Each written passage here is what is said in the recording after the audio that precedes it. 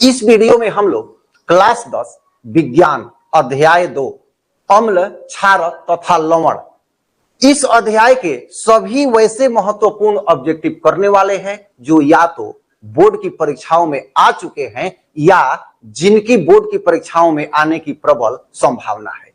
इस दूसरे अध्याय से वैसे सभी 50 प्रश्न संकलित किए जा रहे हैं इस वीडियो में जो महत्वपूर्ण है और इससे अधिक अब प्रश्न नहीं हो सकते हैं, और जो भी इस चैप्टर से बोर्ड की परीक्षा में प्रश्न पूछा जाएगा इससे बाहर नहीं होगा। तो इस वीडियो को आप ध्यान से देखिए, एक एक प्रश्न का विश्लेषण किया जाएगा और आप इन सभी 50 प्रश्नों पर समझ बना लेते हैं तो इससे अधिक ऑब्जेक्टिव प्रश्न की तैयारी करने की आवश्यकता आपको नहीं है। तो चलिए आइए वीडियो प्रारंभ करते हैं। तो पहला प्रश्न है, अम्ल और भस्म आपस में अभिक्रिया कर बनाते हैं। क्या बनाते हैं? क्षारक, लवण, प्रबल क्षार, प्रबल अम्ल।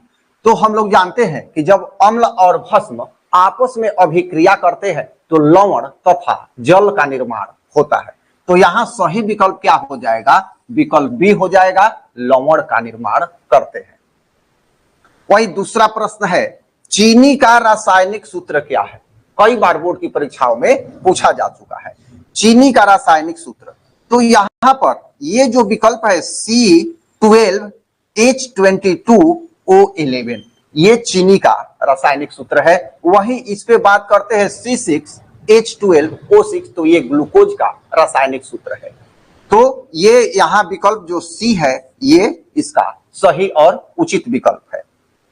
आइए अगले प्रश्न की बात करते हैं।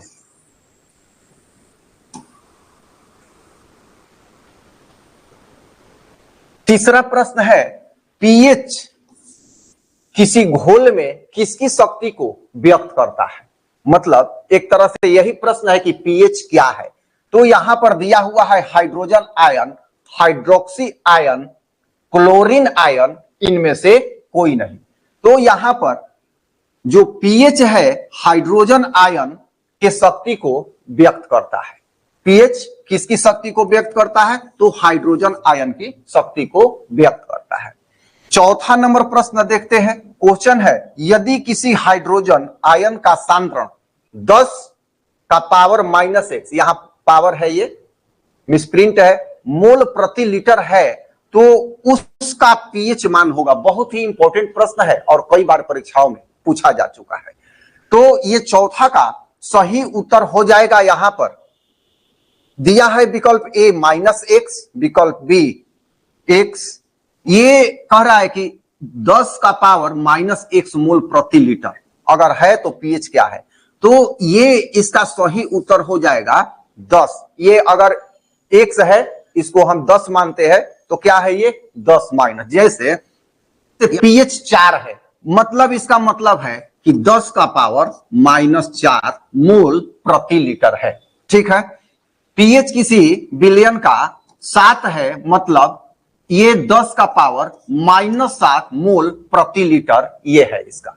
तो यही है कि 10 का पावर माइनस ये 10 मान लेते हैं, अगर x को 10 है तो पीएच क्या हो जाएगा? 10 हो जाएगा। पांचवा नंबर प्रश्न, पीएच एक ऐसी संख्या है जो किसी जलीय घोल की क्या दर्शाती है? बहुत महत्वपूर्ण है, सारे महत्वपूर्ण क्वेश्चन यहां सिलेक्ट किए गए हैं। तो पांचवा का देखते हैं, अम्लीयता दर्शाते हैं, क्षारीयता दर्शाते हैं, अम्लीयता और क्षारीयता दोनों दर्शाते हैं, इनमें से कोई नहीं।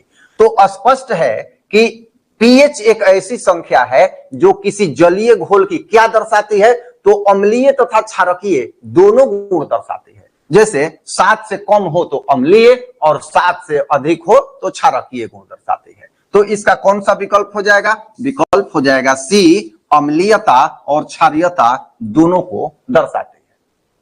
आगे बढ़ते हैं। क्वेश्चन है 6ठा नंबर, पीएच स्केल में 0 से 14 तक के मान होते हैं, 0 का मान क्या दर्शाता है? ये क्वेश्चन है, 0 का मान क्या दर्शाता है? तो सामान्य अम्ल, प्रबल अम्ल, दुर्बल अम्ल, इनमें से कोई नहीं। तो यहां स्पष्ट है कि 7 जो है ये तो उदासीन होता है और 7 से जो कम है वो अम्ल है, और जैसे जैसे कम होता जाता है वैसे वैसे अम्ल की प्रबलता बढ़ती जाती है।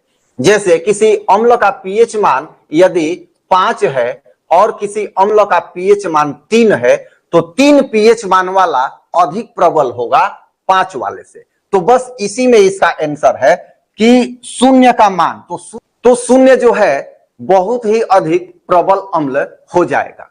आइए अगला प्रश्न देखते हैं। 7 नंबर प्रश्न देखते हैं। पीएच स्केल में 14 क्या दर्शाता है? यहां दिया हुआ है विकल्प प्रबल क्षार को दर्शाता है, दुर्बल क्षार को दर्शाता है, सामान्य क्षार को दर्शाता है, इनमें से कोई नहीं। तो 7 का सही उत्तर कौन सा हो जाएगा? तो 14 सबसे अंतिम पे है और 7 से अधिक जो भी होता है वो क्षारकीय होते हैं, और जैसे जैसे 7, 8, 9, 10 ऐसे बढ़ता जाएगा वो प्रबल क्षारकीय होते जाते हैं। तो 14 क्या दर्शाता है? तो सबसे अधिक प्रबल क्षारक को दर्शाता है। ये विकल्प ए इसका सही उत्तर हो जाएगा। 8 नंबर प्रश्न, पीएच स्केल में 7 से 0 तक घटता हुआ मान घोल की किस अम्लता को बतलाता है? ये क्वेश्चन है कि 7 से 0 तक घटता हुआ, तो क्या है? बढ़ती, घटती, ए और बी दोनों इनमें से कोई नहीं। यहां बढ़ती का मतलब है कि अम्ल की प्रबलता बढ़ती जाती है, और घटती का मतलब है अम्ल की प्रबलता घटती जाती है। तो ये प्रश्न के अनुसार कह रहा है कि 7 से 0 तक, तो जैसे जैसे ये घटता जाता है उसकी अम्लीयता बढ़ती जाती है। तो ये इसका विकल्प हो जाएगा, ए सही विकल्प हो जाएगा। प्रश्न है 9 नंबर, कर रहा है क्वेश्चन, निम्नांकित में कौन अम्लीय लवण है? निम्नांकित में कौन अम्लीय लवण है? 4 लवण का नाम यहां पर दिया हुआ है। यहां MgOHCl, NaNO3, NaHSO4, CaOCl, तो मतलब ये तो CaOCl ये ब्लीचिंग पाउडर है। तो चारों विकल्प में से 9 का सही विकल्प हो जाएगा ये NaHSO4, सोडियम हाइड्रोजन सल्फेट, ये हो जाएगा इसका सही विकल्प सी नंबर। 10 नंबर, निम्नांकित में कौन भस्मीय लवण है? अब अम्लीय के बाद भस्मीय लवण की बात आ गई, तो 4 विकल्प है ZnOHCl, KHCO3, NaCl, इनमें से कोई नहीं। तो 10 का सही विकल्प हो जाएगा ए ZnOHCl, यह भस्मीय अर्थात क्षारकीय लवण है। तो ये दोनों इंपॉर्टेंट है, 9 का अम्लीय लवण और 10 में क्या है? भस्मीय लवण। अगला प्रश्न है, निम्नांकित में कौन सामान्य लवण है? अब सामान्य लवण की बात आ रही है। अम्लीय, भस्मीय हो गया, तो सामान्य लवण कौन सा है? तो यहां 4 विकल्प दिया हुआ है, PbOHNO3, Na2SO4, यहां दिया है KHCO3, और इनमें से कोई नहीं। तो यहां 11 का हो जाएगा विकल्प बी Na2SO4, ये सही विकल्प हो जाएगा। यह सामान्य लवण इसको कहा जाता है, किसको? Na2SO4 को। अब अगला प्रश्न देखते हैं 12 नंबर, कौन सा पदार्थ लाल लिटमस को नीला कर देता है? बहुत ही आसान है लेकिन कई बार आ चुका है कि कौन, यहां लाल लिटमस को नीला करने की बात हो रही है। तो दिया है विकल्प अम्ल, क्षार, लवण, इनमें से कोई नहीं। तो जो अम्ल है वह नीले लिटमस को लाल करता है, जबकि क्षार जो है वो लाल लिटमस को नीला करता है, और क्वेश्चन यही से है। तो इसका सही विकल्प क्या हो जाएगा? क्षार। 12 का सही विकल्प क्या हो जाएगा? बी हो जाएगा। क्षार जो है लाल लिटमस को क्या करता है? नीला कर देता है। तो इस अध्याय के सभी महत्वपूर्ण प्रश्नों को हम लोग करेंगे। इतना कर लेने के बाद समझिए आपका इस अध्याय से ऑब्जेक्टिव बोर्ड की परीक्षा में एक भी प्रश्न नहीं छूटने वाला है। आपसे रिक्वेस्ट है, यदि चैनल को सब्सक्राइब नहीं किए हैं तो चैनल को सब्सक्राइब कर दें, अच्छा लगे तो लाइक भी कर दें, क्योंकि इस चैनल पर आपको बहुत ही जल्द सभी विषयों का लाइव क्लास मिलेगा जो बोर्ड मैट्रिक परीक्षा से रिलेटेड होगा। प्रश्न है 13 नंबर, निम्न में कौन सी धातु अम्ल और क्षार दोनों से अभिक्रिया करती है? बहुत ही महत्वपूर्ण प्रश्न है कि निम्न में कौन सी धातु अम्ल तथा क्षार दोनों से अभिक्रिया करती है, ये प्रश्न है। तो विकल्प दिया है कॉपर, चांदी, लोहा और जिंक। तो ये जो जिंक है, याद रखिएगा, जिंक अम्ल और क्षार दोनों से अभिक्रिया करती है। तो यहां पर सही विकल्प हो जाएगा डी जिंक, यह अम्ल और क्षारक दोनों से अभिक्रिया करती है। अगला प्रश्न 14 नंबर,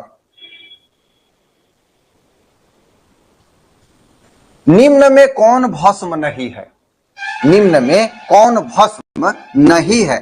तो यहां भस्म की बात हो रही कि कौन भस्म नहीं है, तो यहां विकल्प दिया गया है CaO मतलब कैल्शियम ऑक्साइड, बी दिया गया है NaOH मतलब सोडियम हाइड्रोक्साइड, यहां दिया गया है NaCl मतलब सोडियम क्लोराइड, Na2CO3 मतलब सोडियम कार्बोनेट। यहां 4 विकल्प दिया गया है, तो यहां सही विकल्प हो जाएगा NaCl। निम्न में कौन भस्म नहीं है? तो ये NaCl जो है ये भस्म नहीं है।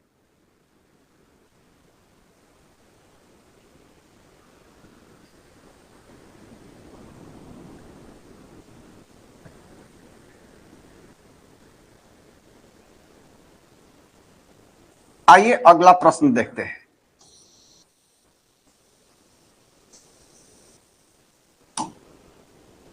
अगला प्रश्न है, निम्नलिखित में से पीएच का कौन सा क्षारक विलयन का मान देता है? निम्नलिखित में से पीएच का कौन सा क्षारक विलयन का मान देता है?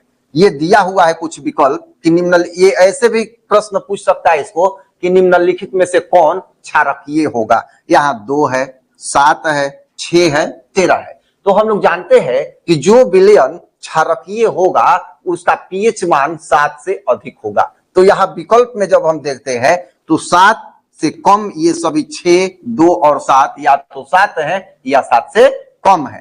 13 एकमात्र ऐसा विकल्प है जो 7 से अधिक है, तो यही जो 13 होगा ये क्षारकीय विलयन का होगा, पीएच मान जो होगा 13 होगा।